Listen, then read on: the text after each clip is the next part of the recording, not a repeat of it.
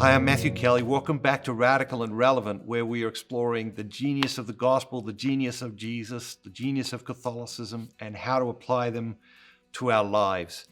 Today's reading is from the Gospel of Matthew, chapter 6, verses 1 through 6, and verses 16 through 18. Beware of practicing your piety before men in order to be seen by them, for then you will have no reward from your Father who is in heaven.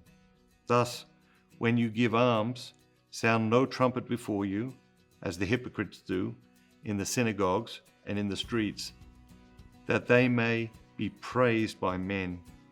Truly I say to you, they have had their reward. But when you give alms, do not let your left hand know what your right hand is doing, so that your alms may be in secret, and your Father who sees in secret will reward you. And when you pray, you must not be like the hypocrites, for they love to stand and pray in the synagogues and in the street corners, that they may be seen by men. Truly I say to you, they have had their reward. But when you say, go into your room and shut the door and pray to your Father who is in secret, and your Father who sees in secret will reward you. And when you fast, do not look dismal like the hypocrites, for they disfigure their faces, that their fasting may be seen by men. Truly I say to you, they have had their reward.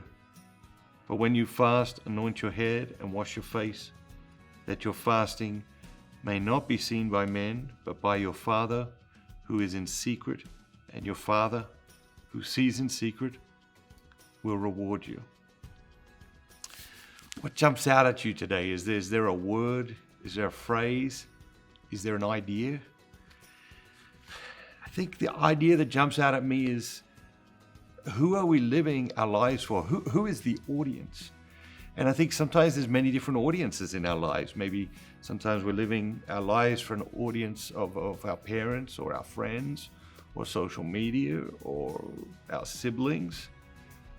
The reality is, the gospel invites us to live our lives for an audience of one, and God is that audience. Are you living your life for an audience of one, or are you living your life for an audience of many? And if you started to live your life for an audience of one, how would you live your life differently? And how would that simplify your life? And what kind of clarity would come from that simplicity? And how would that allow you to move through life a little bit more peacefully? God bless you. Have an amazing day. Don't just be yourself. Be the very best version of yourself. And remember, be bold, be Catholic.